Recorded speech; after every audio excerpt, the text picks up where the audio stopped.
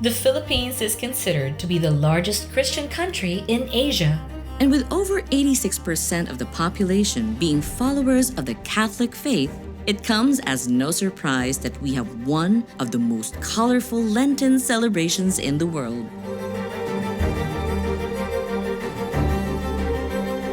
Inheriting traditions that stem all the way back to the Spanish colonization, a significant portion of Filipinos look forward to upholding these annual ceremonies as a way of remembering their heritage and with hopes of finding personal rejuvenation through this practice of faith.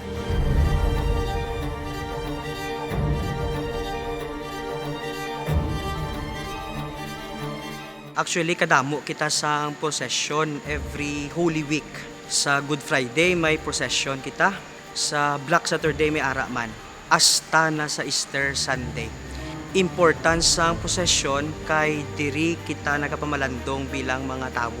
Amo ina ang tion nga nagapangamuyo, nagapamalandong, nagapuasa, kag nagahatag mansing limos sa iban. The week-long celebration that commemorates the Passion of Jesus Christ is highlighted by a parade of floats during the last 4 days of Lent. It is here that devotees flock to the streets to get as close to the statues of prolific saints, most of which came directly from Spain and are over a century old, with the belief that the presence of the divine rests within them. These sacred artifacts are owned and cared for by several prominent families and are passed on through the generations.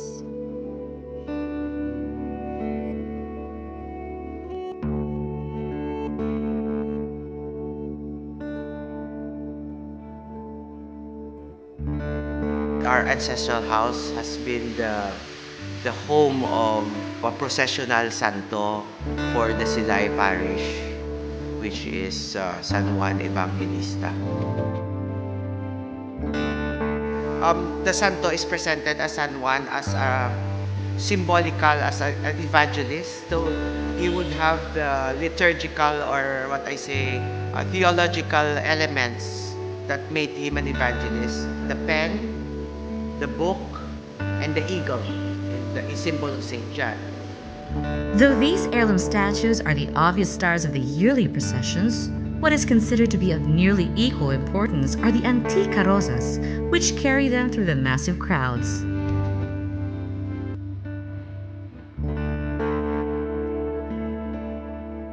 Usually adorned with decorative plants and flowers as they glide through the streets, the historical significance of these floats date all the way back to the earliest Christian processions.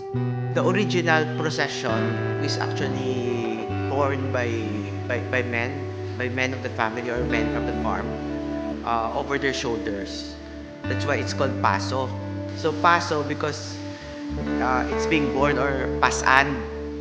But eventually they realized that why not put it on wheels. So originally, these rubber tires are made of Calesa wheels.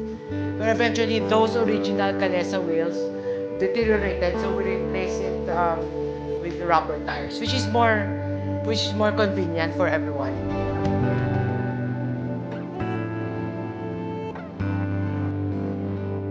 These modifications that someone modernized the carrozas are a direct indication of the evolution of our Lenten processions and its followers.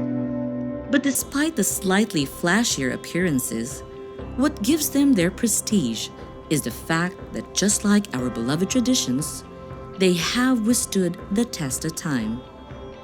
Kung inyo bisitahon ang Silay, kag makitaan ang aton nga 16 ka mga pasos, ka mga tahom ini, ka mga dagko, kag may antiquity na.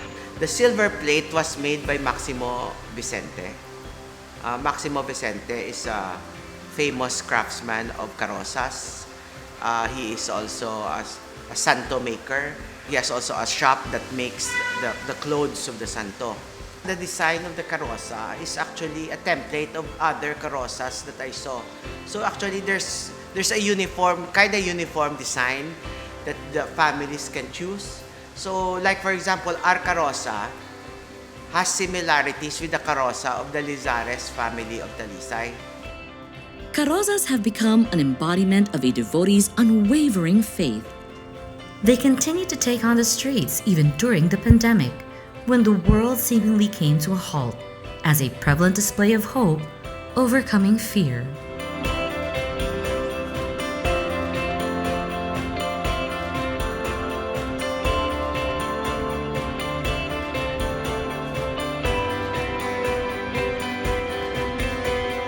What fuels the passion to uphold these century-old traditions is the hope that this fervor is passed along to future generations, and that the essence of this Lenten celebration retains its significance in our culture and identity.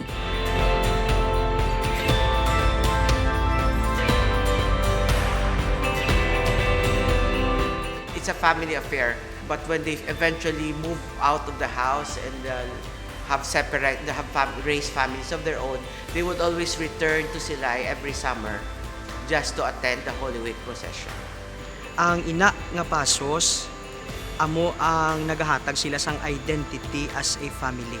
Kung sa yuron, ang ina nga pasos, amo ina ang image sang ilang faith as a family nga nagtiner dire sa Silay.